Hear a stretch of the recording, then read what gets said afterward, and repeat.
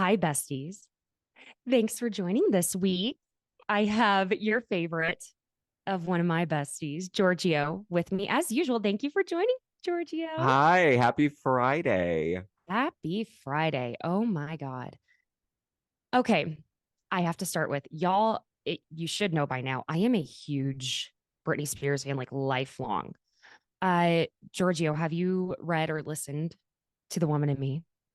Not yet, but I'm going to. It's definitely coming because there's too many people talking about it and I don't want it ruined. So Yeah. I don't want to be too late. No, I'm not going, in case someone listening hasn't listened or read it, I'm not going to give stuff away. But I feel like we got a lot of answers. And at the end of the day, some of it, I feel like, listen, it's Britney's truth. It may not be everyone else's truth on some of the things. I literally am listening to it for a second time. With that being said, I have a Justin Timberlake story, Giorgio. You do? I do. Now, let me say this. It's not like super salacious, but it's going to kind of make you further say, yeah, fuck that guy. I've never Ooh. told anyone publicly about it. So I'm almost like anxious to say it's not even like that big of a deal. But okay, did y'all, I mean, I'm talking to everyone. Did you ever see that movie that he did with Amanda Seyfried? It ended up being called In Time. Yes. Okay, so it's important to know that the preface, if anyone hasn't seen it, and Olivia Wilde was in it, Cillian Murphy. So the premise of it, it was a really great premise in my opinion. It's where people pay for things with time from their life, and they have it on their wrist. It is like a digital countdown, and so essentially, the wealthiest people are immortal. And if you run out of time, everyone kind of stops aging, and at a certain point, the people who are poor, they they run out of time, and it's kind of like the metaphor for you pay when you're working. When you pay for things in your life, you literally are paying that with your own time that you spent working, right? Mm-hmm. So I had just gotten out of film school. I was 21, and no, I was 22, excuse me. Let's be very accurate about this. And it was, I believe, like the first or second movie I worked as an extra on. Now, I don't know if y'all remember me talking about what it is and how difficult it can be to get into SAG. And that was the whole thing when I was non-union. Every agent, every manager, everyone said, you need to be in SAG. You have to be in SAG. Well, there are only a few ways to get in. One is if you get a Taft-Hartley, which is where you have a line when you're a non-union person, or they use you for a very specific role on a union project and you're working enough on the union project. And they said, hey, this is the only person who could have gone in as this body double. This is the only person that we found that could truly have said, would you like some ketchup with your fries? I mean, it's so if you can imagine, it's not that easy to get that Taft Hartley. The other way is to work as a background actor, and you will work on union projects, but you hope to get a SAG voucher. You never know when you're going to get one. And it's just one of those things, it's luck of the draw. And you need three of those to become SAG eligible. Okay. So that was my point of working background, was to try and get SAG eligible, but also to be on real sets and be in the environment, try and be seen. That's what so many background actors would do. So this movie, it was futuristic and it was shot in downtown LA, 5 a.m. call times to be for hair and makeup because they had to do up every extra. You do see me for like a split second in the kind of end sequence. If you blink or cough, you'll miss me. Now, there was a scene, and it, from what I recall, it actually ended up getting cut, but and there were maybe 200 extras. And the first AD, which is the first assistant director. So you have your director, then you have your first AD, second AD. And there can be more than one of the first AD and second ADs. So the first AD, they practically run the show in regard of everything, and the director works just with a cast, right? So the first AD comes out, and we're all standing in under this like overpass, I mean, it was wild. And he says, okay, our director is going to come around and pick five of you, and he's going to give each of you a line. And I'm standing there thinking, I'm like, he's got to pick me. I'm gonna get it. And because what that would mean, remember, friends, if I got that line, I was going to be SAG eligible like that. And that's huge at that time to add Taft-Hartley to your resume, and especially for it being like a big budget film like that. And so he said, and you're going to have a line. So he's going to come out here in a few minutes.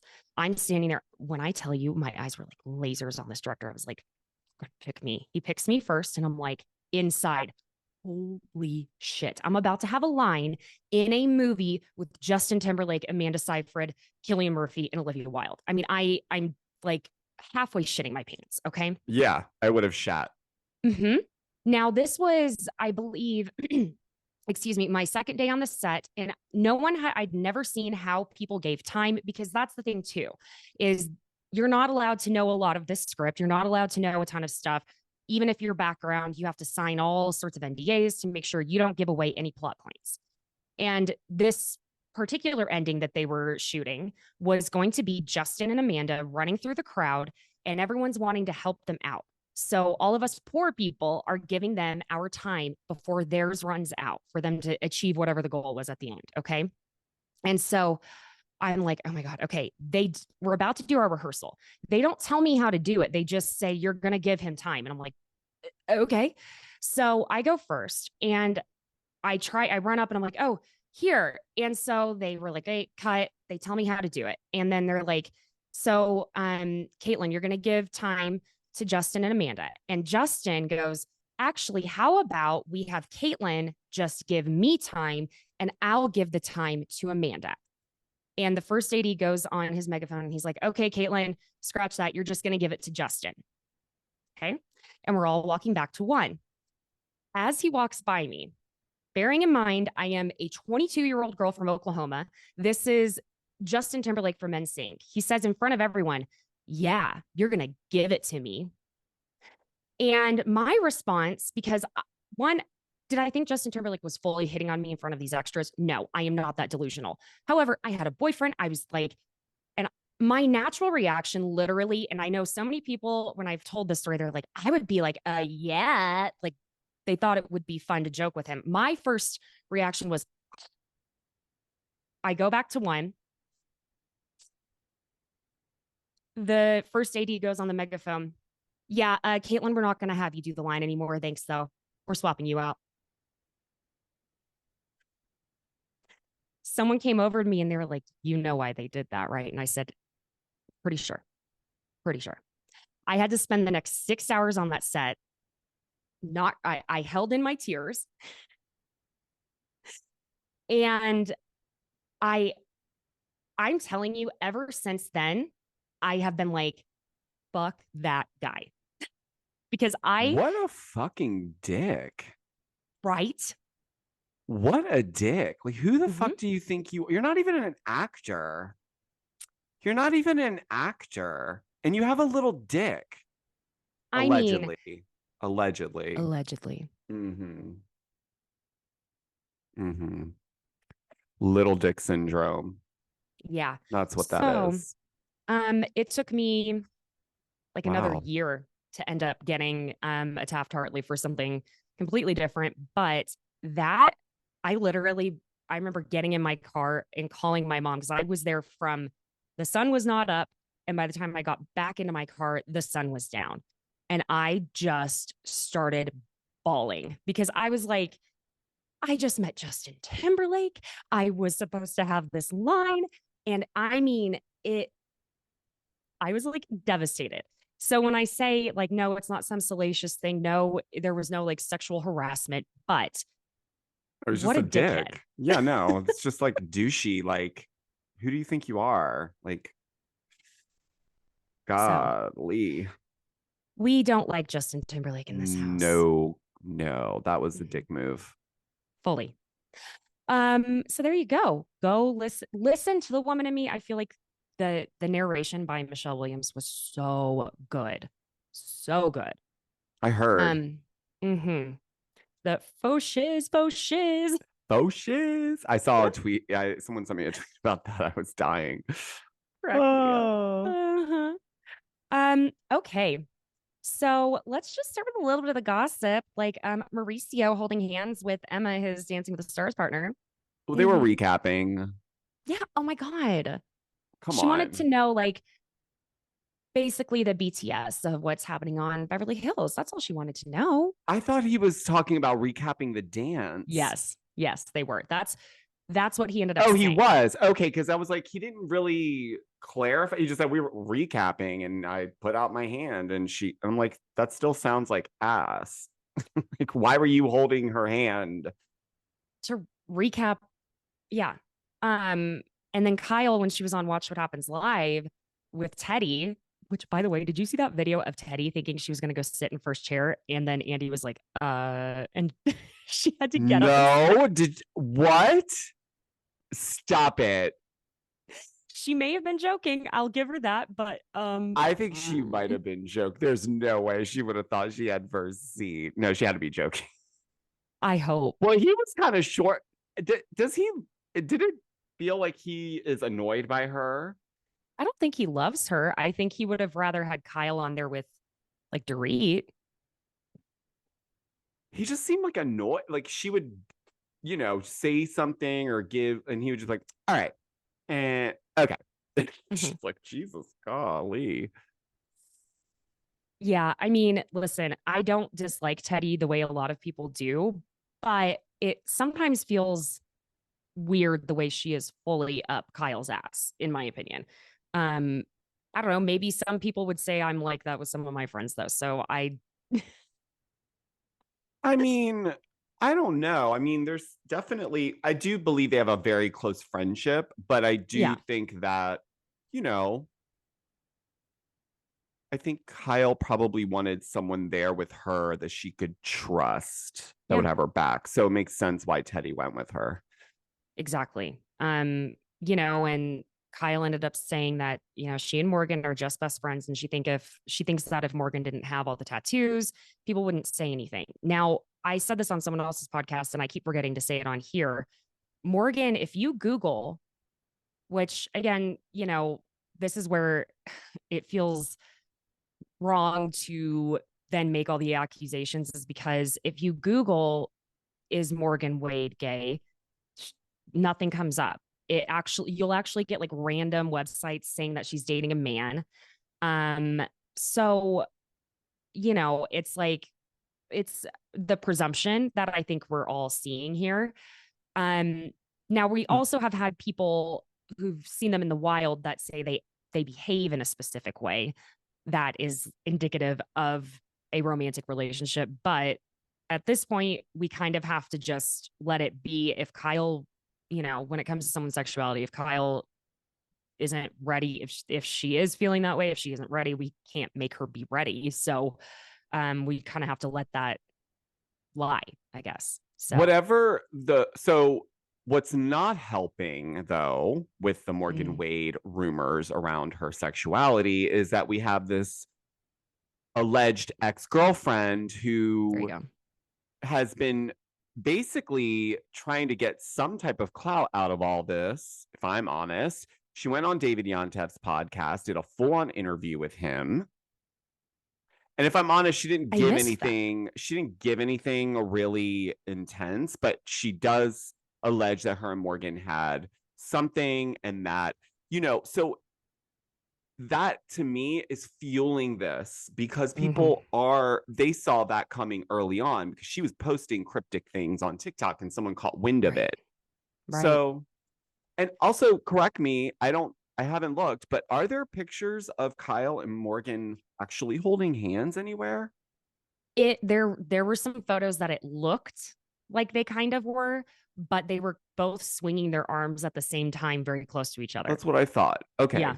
Because people were Uh-huh. pointing out based on her reaction to Mo and Emma, we're like, well, you're parading around with Morgan. But I'm like, but was she ever actually like in a engaged holding hands No. across the street?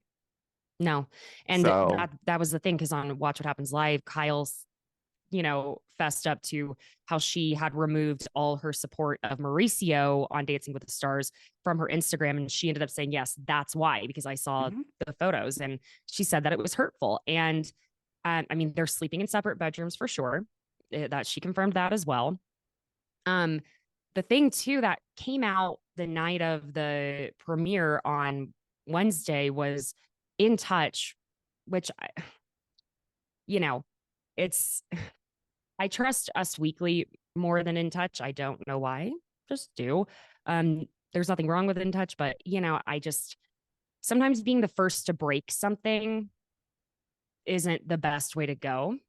And yeah. Um, and they said that Dorit and PK are for sure separated, and they have been for 2 months. I have read several blinds over the last few days. Every blind is saying that yes, they are separated, but they are waiting to basically cash in on it, and that all the women know. So there we go. Okay. But they haven't announced it, and they told people that they are not separated. Let's think about this. Dorit just cleared her part of a tax lien just for her, not PK. So and I'm sure she used a good amount of her income to do so. Because I think, and guys, do not come after me. I do not have exact numbers in front of me, and I'll just say alleged. But allegedly, because I don't have it right in front of me, she did pay, I think it was from 2014 or 2015, but he has still an outstanding bill of like over $960,000 in tax liens that he owes on from 2014 and 2015 as well. But I guess it would make sense if they are waiting to cash in, because if they divorce now, they're just going to be in debt. And she'll definitely be out with nothing.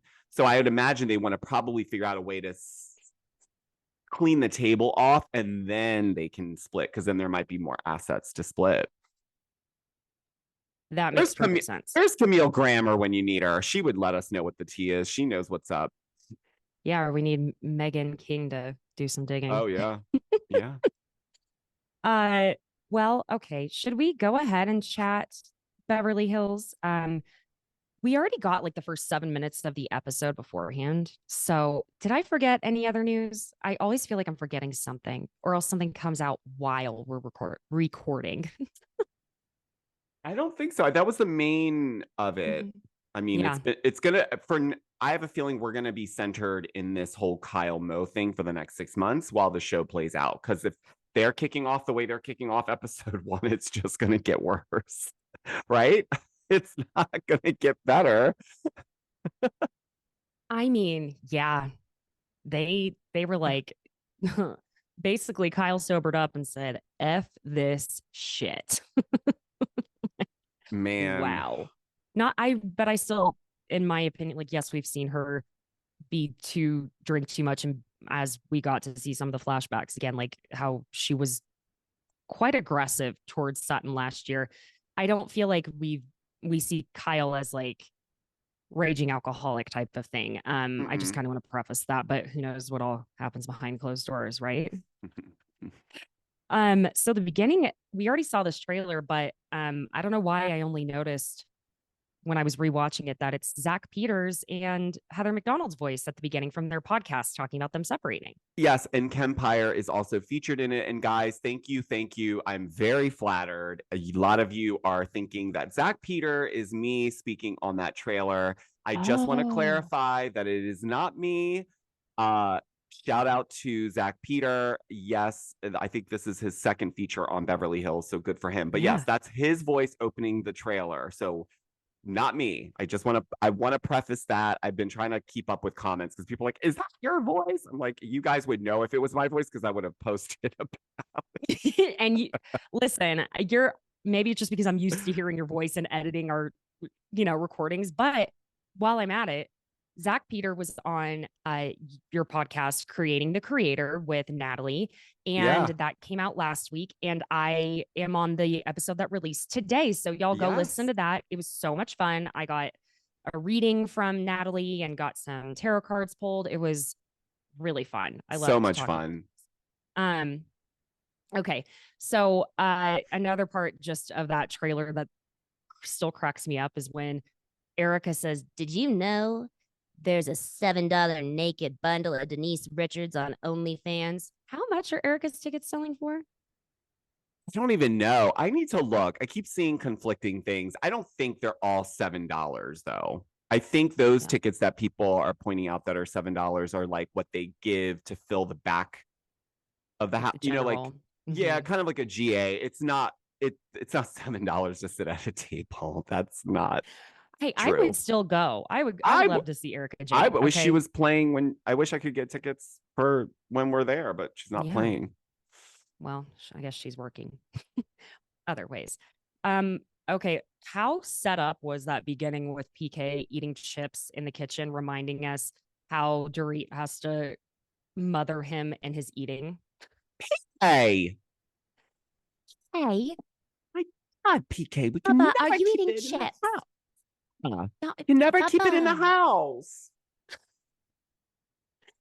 Oh God. It makes me sad they're going through it. It does. So they meet Eagle Woman and Blue Raven, and I'm starting to assume Eagle Woman must be indigenous, Native Uh, American. Please absolutely. God. Please God. No, she better be. Exactly. Okay. Like, or we're gonna have a real problem on our hands. Because no, she has to be. Like, I feel like in her spirit, she's like she She is must Eagle be. Woman. No, I believe she's Eagle Woman after Yeah. And watching it that. totally. So they all are going to this retreat, and Eagle Woman, when they're at the retreat, she's like, I love that rock right there. Grandfather rock. It's looking right at us. The grandfather watching over us. I'm not making fun of her No, you beliefs, guys, I know. I but was like, it's you just know it was for us. they totally edited it that way too because they didn't know they were like they probably don't even realize they were being filmed when they were walking that part. You know what I'm talking about? Like she's not even paying attention. She's just talking. She's being authentic. It's like one of those, you've seen those videos where they'll like mic up a little kid when they're going snowboarding or something. It's like that. Someone did that to me. Oh my God. It'd be, oh shit. God damn it. It'd just be a bunch of curse words constantly. I feel like if I had a mic on, I would say the worst things just because there was a mic on me, not on purpose, but because it would just be like, Uh-huh. Basically. So I loved how we got that little card of Lisa Rinna and her quote unquote email, quote unquote, quitting the show when Erica was walking in, like, I feel like I'm on an island coming in with these women. My friend isn't here.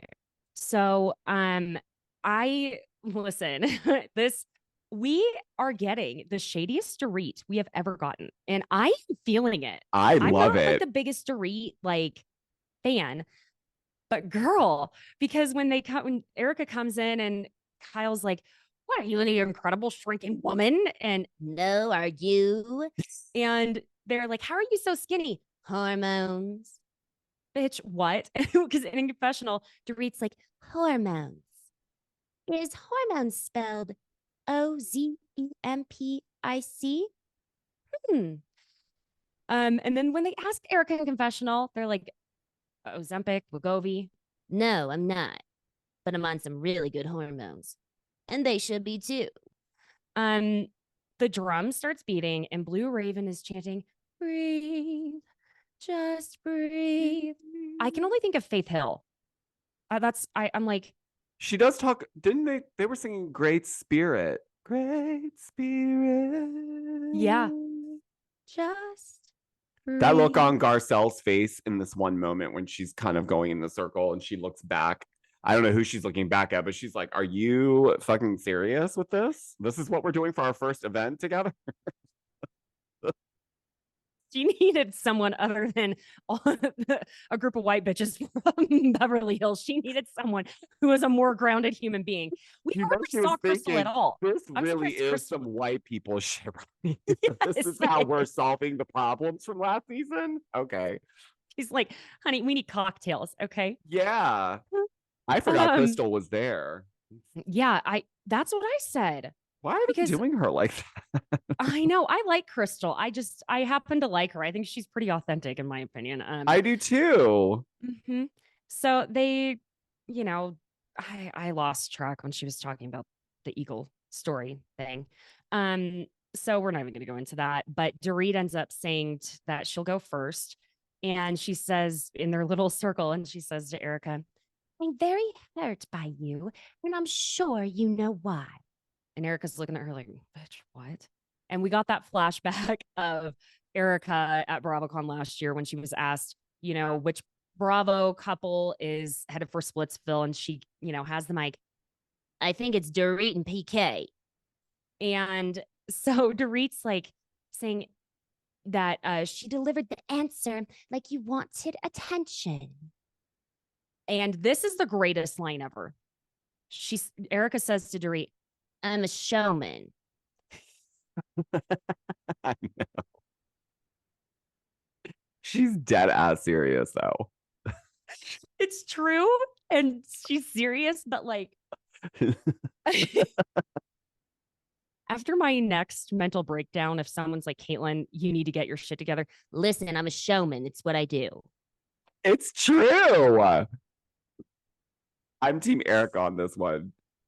I was too. I'm not gonna lie. And in confessional, Dorit's like, she was feeling herself and sat back down. And that's not a showman. That's a bitch.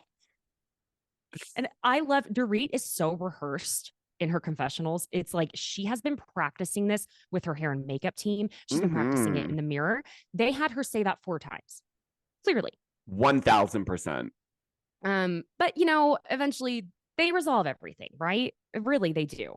The only thing that does come up though is when Erica's like, we saw that in the preview too, that when she says to Dorit, how is your marriage, Dorit?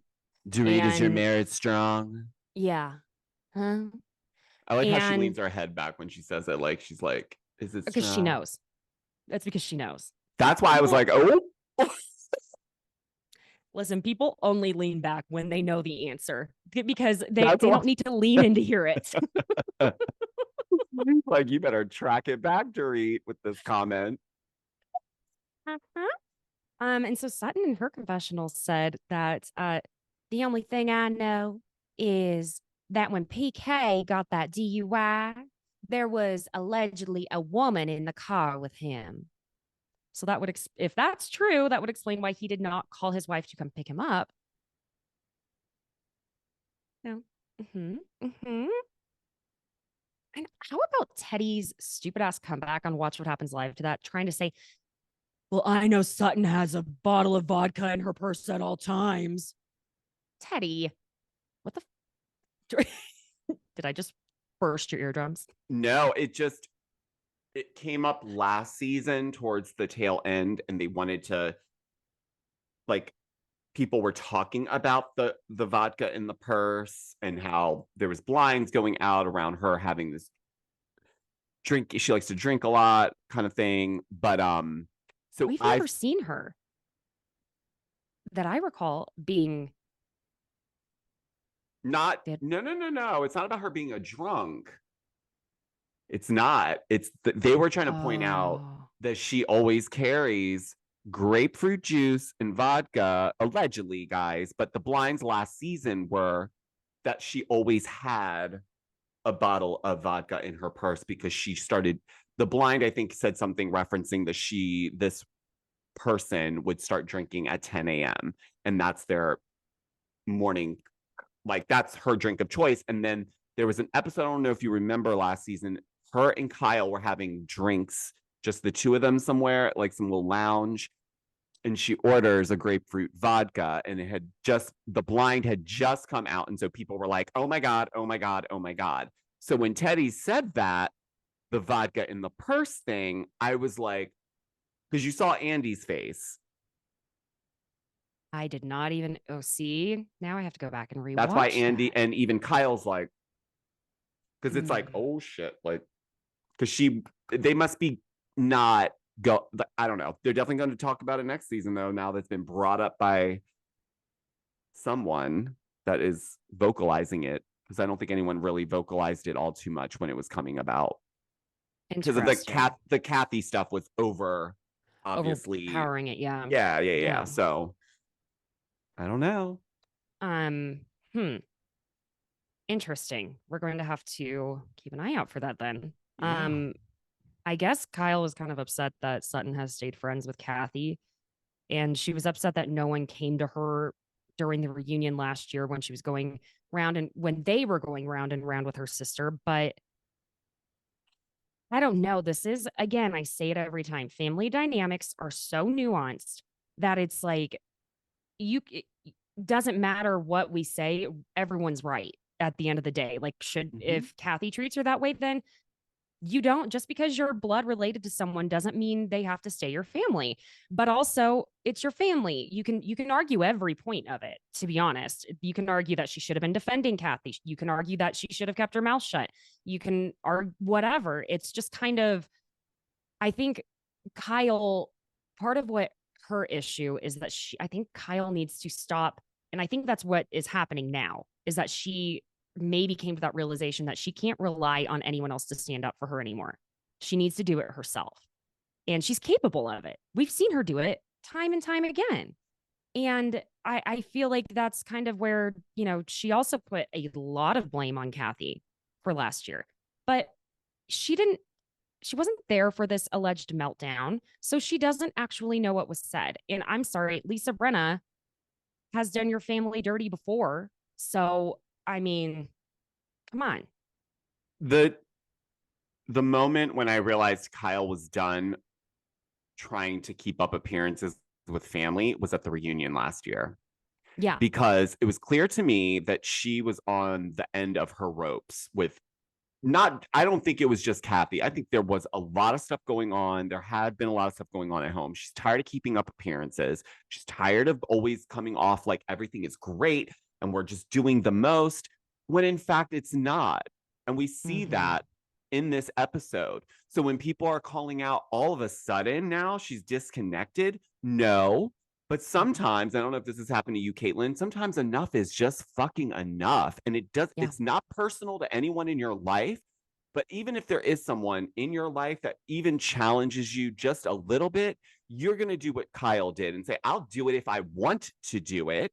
I Mm-hmm. didn't ask for your advice. I didn't ask for your permission. And that's the attitude we're seeing. It's a Mm-hmm. rebellion against the Kathy Hilton mantra, which is hello, how, Uh-huh. and she's Very tired of it. sweet. Yeah. But to be fair to both sides, and we'll move on, Kyle's the youngest, Kathy's the oldest.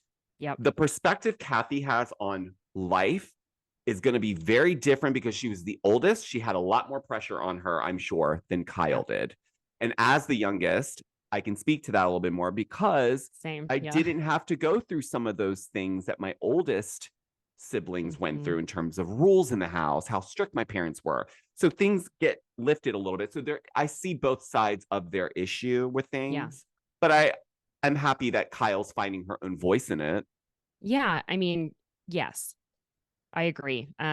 Yeah, I too have a sibling. He's just almost 10 years older than me.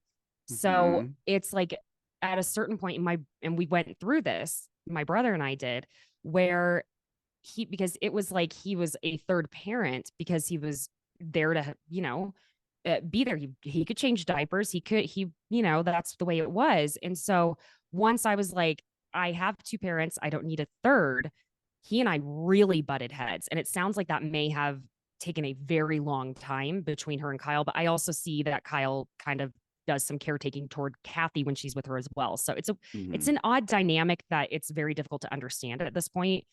Um yeah, so I don't know. I just because Kyle does say in her confessional there were many incidents where Kathy would call her and lose her temper at her, and she said she says I'm an adult and it affects me like I'm a child. So yeah, I mean that's probably how it felt, like a parent scolding you or something. Um, and then Sutton, they're all fine. They hug whatever, and again we heard like f all from Crystal the whole time. It was odd. Maybe I don't know. It was weird. Okay, before we move on, we're just going to take a very quick commercial break. Stick with us, friends. Okay, thank you for sticking around. So, we get to Sutton and Jennifer Tilly. The only thing I got out of this, first of all, what happened to Sutton's gay, Josh? What happened to him? Weren't they like super close?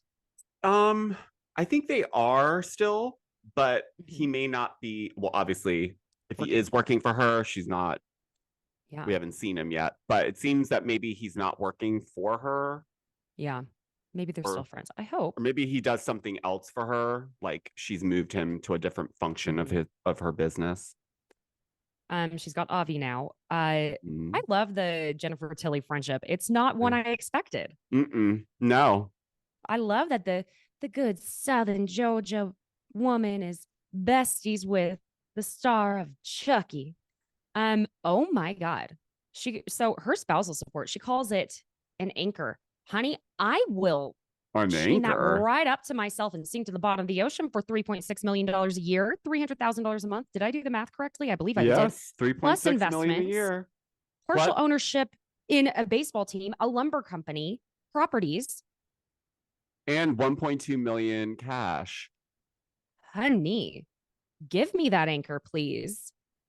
When Erica goes to therapy, number one, I love her Bob look in confessional. I normally feel now this is so stupid, I know, but I feel like a lot of times when women in their like 40s, 50s, like late 40s, 50s, sometimes the Bob can be aging or even actually younger, like in our late 30s, it can be aging on us, but Mm. it made her look younger. It was Yeah. I kind of like it better than the big hair. It's so sophisticated and chic. Mm-hmm. Um, so basically everyone in the group seems to agree, I think, aside from Kyle and whatnot, from what we saw, that basically just because Erica's no longer indicted, she's not clear of it all. And Crystal's husband basically said, just because she's not guilty of, how the funds were acquired, he said she was guilty of spending the money. But whatever. It's kind of like, so she's off of her Lexapro, and that's the thing that was apparently making her act nutty when she was drinking. This part though, Erica literally had to ask her therapist how to have empathy. That to me was a little wild. Her therapist had to explain, well, you put yourself in someone else's shoes. I, I don't know, maybe it's just me, but I'm like, is that it's odd to me that that is not something that comes naturally to people. Um, odd, odd to me. Now I have always liked Erica Jane. I don't like the way she behaved last season. I understand she was trying to protect herself, but at the same time, I did not like it. I There are other ways to protect yourself, in my personal opinion.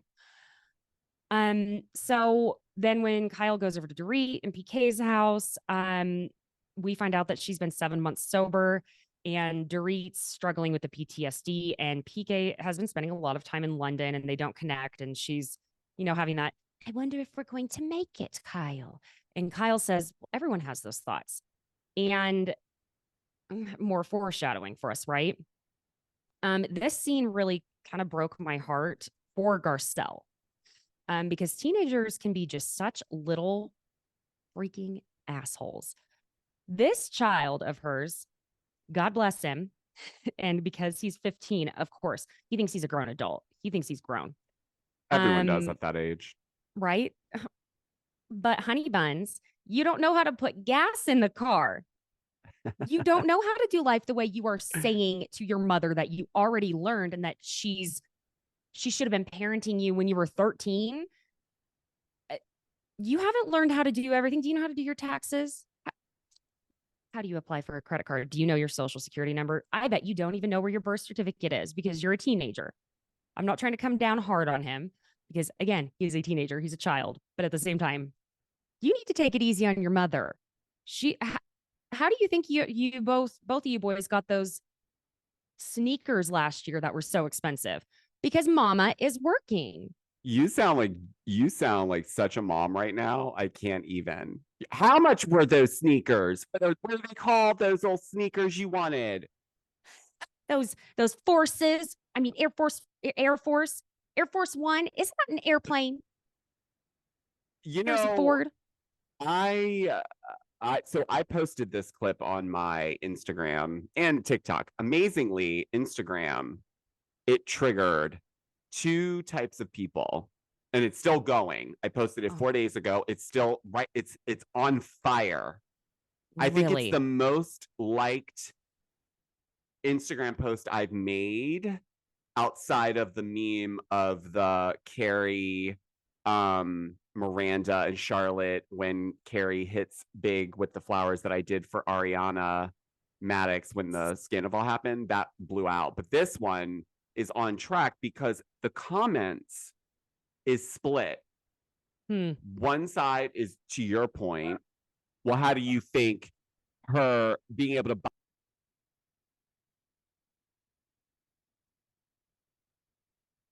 How do you think that she's able to afford the things that you guys want and the lifestyle that you guys have without doing what she's doing? But also, there was another group that also was like, well, it's not his fault that he doesn't know. Like, basically, the notion was he didn't ask to be here, kind of thing. So, like, he should be able to vocalize what he wants to say, and if she's asking the question, she should be able to receive the actual answer. So, because That part people I didn't agree like, with. they didn't like his delivery. They felt some people felt like he was a little harsh. He's 15. But Yeah, if I'm honest, he was very mature for a 15-year-old. There I was one agree. moment in the conversation where she calls out, "You don't let me parent you," right? Mm-hmm. And she Oh, gives an my heart. example. She gives an example specific, and then he goes, that's fair. That's fair." Mm-hmm. Like, very mature. And I was like, good. That to me signals that Garcelle is a amazing mother With because he was communication. able to Mm-hmm. have enough intellect to stop and say, because you know, a 15-year-old would have been defensive typically in that moment when they point like, no, I wasn't, or we're just like, no, you did this. He stopped and was able to be Mm-hmm. like, you're right. That's a fair point. And he still was objective and stood his ground, but it was It takes, hard yeah, to it takes a watch. certain self-confidence that is instilled in children from a very young age, Mm-hmm. which is very, it's very much on the parents to make sure that we do the things that give them self-confidence and not chop them down when they do something wrong. And it starts very early on, just when they accidentally spill something, things like that. And that, you're right, it does speak to a lot of her parenting, the way he did have the words to use and the self-confidence to speak them. Um, but I think it very much brought it full circle and gave us a reminder that yes, they're teenagers that don't totally grasp it, because when she was gone for 3 weeks, they literally said she was gone for a year. And she said, first of all, I was gone for 3 weeks. And they were like, may as well have been a year. 3 weeks is it. And that's the thing at that age, because you haven't been on the earth that long, just like the time relativity is different. Mm-hmm. That's why school days felt so long, because 8 hours of your life at the age of 8, that's a larger chunk of your life than when you're 40. It's just different. So we kind of got that full circle moment, and God bless her with Jade and this girlfriend of his. He is, holy moly, holy moly. I am so terrified of when my child is a teenager. I don't He can love and like whoever he wants, but Jesus, take the goddamn wheel, because I will I, it I don't see, I this is would. where it's like, I don't, as of right now, still do not want to have kids. But in those moments, that would be wild for me. Yeah. No, Not thank like, you. it wouldn't upset me. I just, because I know some parents are like weird about that stuff. It wouldn't upset me, but it would be like more of a like, wow, you are fucking old. Mm-hmm. Because now this child is at an age where they can develop feelings for another human being and kind of understand it on a very juvenile level, right? But it's like And have even sexual puppy love, attraction. yeah, like that stuff, like that, not awkward, but like, wow.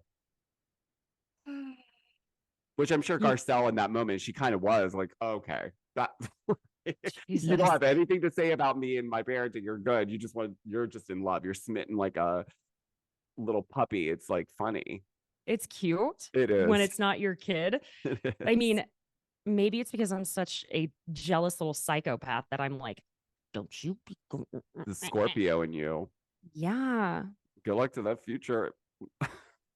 Like, partners. Yeah, I know. I know. Yeah, his dad and I've talked about that. And I mean, not to toot my own horn, or of course, I think my child is gorgeous, but I mean, it's one of those type of things where people will be like, he is. I had someone at soccer the other day, her grandmother came up to me and she said, he is beautiful. And she said, I hate to say this, but he's so beautiful. He could almost be a girl. He's so beautiful. that's a compliment because Yeah. it's like he's got a very balanced structure. He does. He's a cutie tootie. Thank you. Y'all Yeah. did good. God. That's He's another got, one of those babies where you took your picture and his picture and they morph it into what your baby's gonna look like, kind of thing, where it looks like there's no way, it's too yeah. perfect. It that's what your child, it's like it blend of both of you guys, but like Thank you. Yes. balanced. Yeah. So He's got good my luck. eyes. Good luck, I know. Caitlin.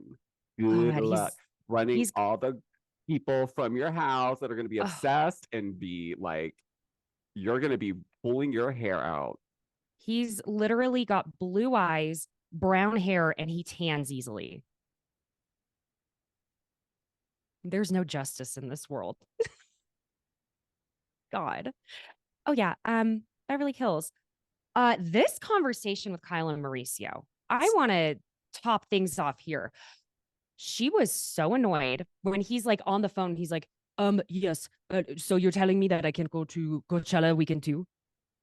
And I'm like, sir, what are you doing? Not that there's an age limit to enjoying fun, but what are you doing going to Coachella, Mauricio Umansky? I mean, I don't have a problem with him going to Coachella, running his schedule. I do, what was clear to me, and because Kyle is a Capricorn, okay? Mm-hmm. My sister is also a Capricorn. And so My Kyle brother is. reminds me a lot of my sister in a lot of ways. They're Mm, spicy. They'll pop off on you. But this moment when they're like, they show like her kind of coming into the like living room and then he's in the office, there's a clear energy of like, let's just get this fucking scene over with because we don't see each other anyway and I don't really give a shit, like let's just get this over with, kind of thing. Because she sat down, yeah. she's just like and then obviously like she was pestering him like, are you almost done, because I want to move on with my life that I'm living Yeah. without you.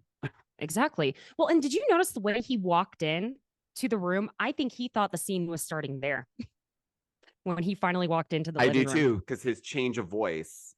Demeanor, everything changed.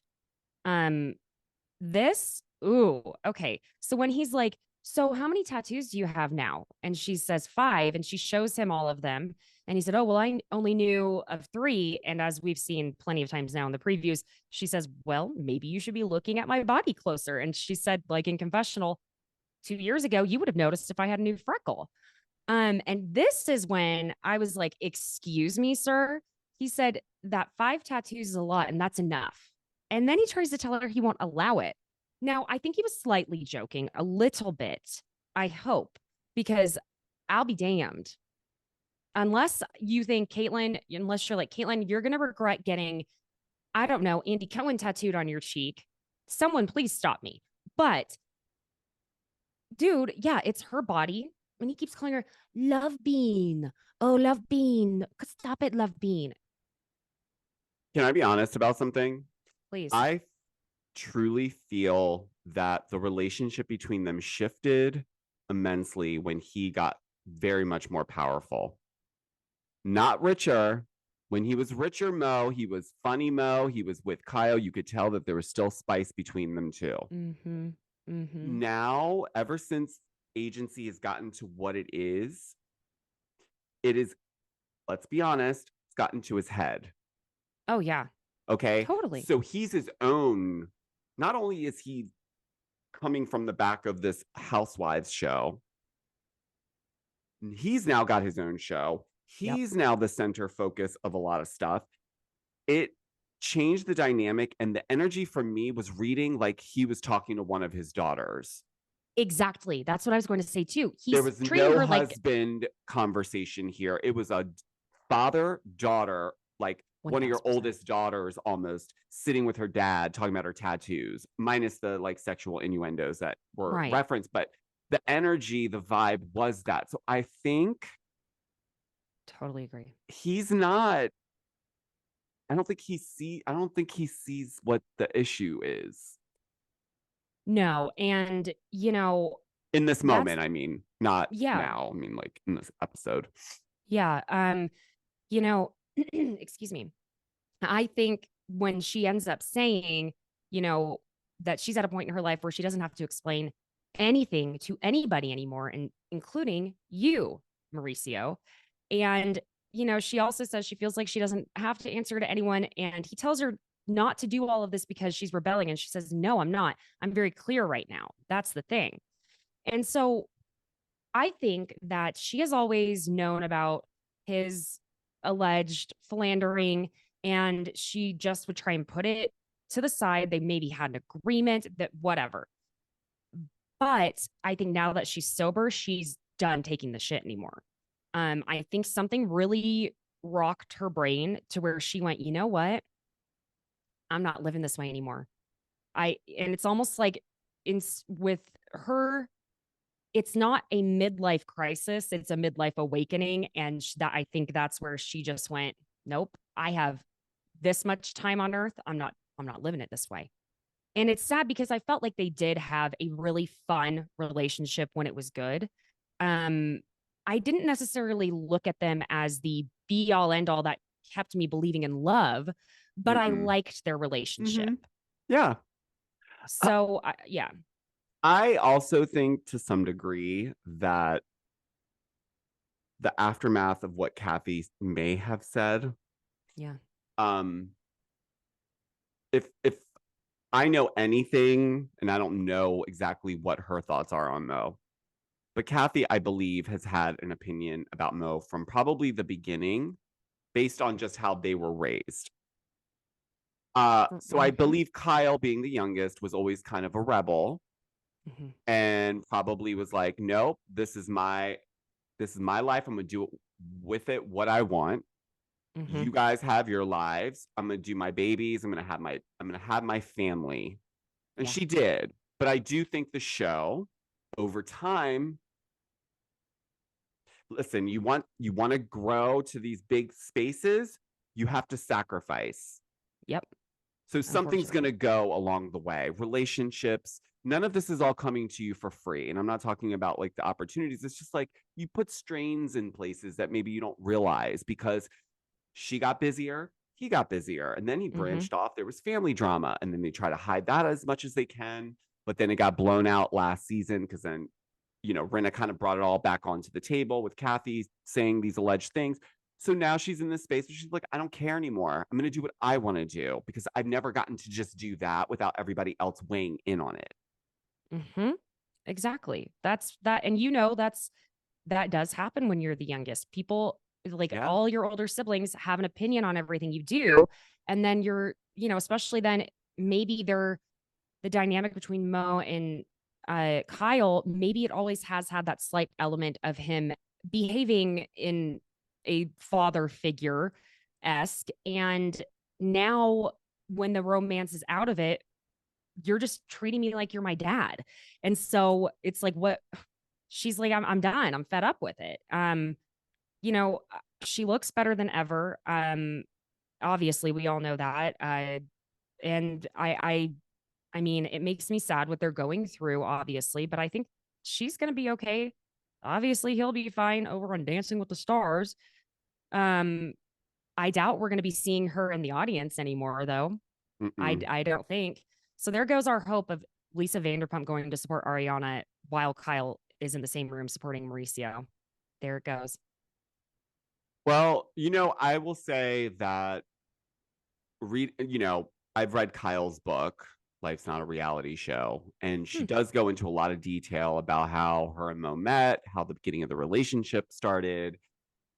Mo was very much, and she pretty much says this, he was juvenile because he was younger than her when they met, and she'd already had a child by that point. So in her mind, and this is where Big Kathy comes in, and she kind of talks about this, how she was able to get Mo to get serious with her. Mm-hmm. There was one particular moment where I guess he wanted to go out with the guys, but they had plans to hang out. And this was like, I think maybe within the first 6 months of their dating. And this story stuck out to me because I always watched their relationship differently after I read that part in the book. Interesting. But she said that they were supposed to do something that night, and he had called that day and was like, oh, some of my friends want to go do at this place. And she said that she remembers her big mom, her big Kathy being like, you never want to be like a non-lady about this. You always want to keep control and do this. So she was like, sure, go have fun, sweetheart. So she says she calls another male friend of hers, good looking. I don't even remember. I feel like it was somebody that may have either been kind of a public figure ish at that time, goes to the same place where Mo is with the guys. And she says she walks in with this guy. They walk past Mo and his friend's table, and she just continues to have a good time. And after that, she said Mo had never done that again. They pretty much, he got in line, if you will. Now that's from her book and her perspective, but it's interesting because it's almost like she raised him into being the husband and family guy and eventually this successful businessman. So she kind of did like a build your own Rick Hilton. And I don't mean that in a bad way. I mean that in a very good way because, she was inspired. Clearly, there was a inspo there. So I think now, though, to the point, he's not juvenile anymore. Now he's so powerful and businessman. Like he talks to her almost salesman like dad, like a dad who's a realtor, who's like really, yeah, sweetheart. Yeah, I love being. No, don't do that to yourself. Like that's not husband talk to me. No. And you can tell when he compliments her, she's like, thanks. Like, that's not the way I want to receive that from my husband. That's almost like you're trying to sell me something kind of like, or you're just being surfacey for the scene. And she's not being surfacey this season. That's off the table too. She's like, fuck it, I'm going to say it all. So good for her. I'm just going to say that if you can start, whoever out there, if you haven't been able to find your voice and you find it, fucking use it. 100%. It's powerful. Yes. And yeah, I mean, obviously we're going to see this all play out. It's hard to watch sometimes. But that's part of the reality show of it. So I mean, wow. Wrapping up here, we are going to be seeing all these people next week. Woo. So friends, I want y'all, like I said last time, keep an eye out on social media I'll be updating how I'm going to be doing things. If I can find time to do a podcast, I will. I'm going to try and do my best. Also be sure and go listen to Creating the Creator, because again, I mean, I'm on this episode that came out today. Yes. So please go listen to that. Follow Georgio on @GeorgioSays. And my social media account name for sure is changing as soon as Meta allows me to, which should be over the next few days.